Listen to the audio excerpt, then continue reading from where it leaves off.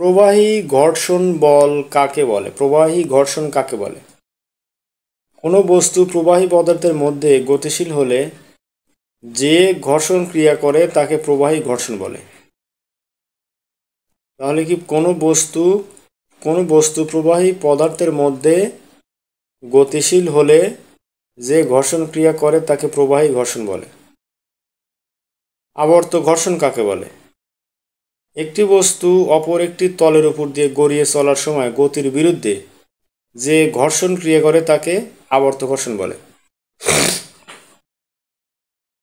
একটি বস্তু অপর একটি তলের উপর দিয়ে গড়িয়ে চলার সময় গতির বিরুদ্ধে যে ঘর্ষণ ক্রিয়া করে তাকে আবর্ত ঘর্ষণ বলে।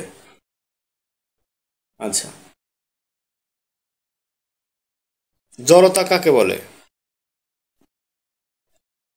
বস্তু যে অবস্থায় আছে চিরকাল সেই অবস্থায় থাকতে চাওয়ার যে প্রবণতা সেই অবস্থাকে তাকে জড়তা বলে।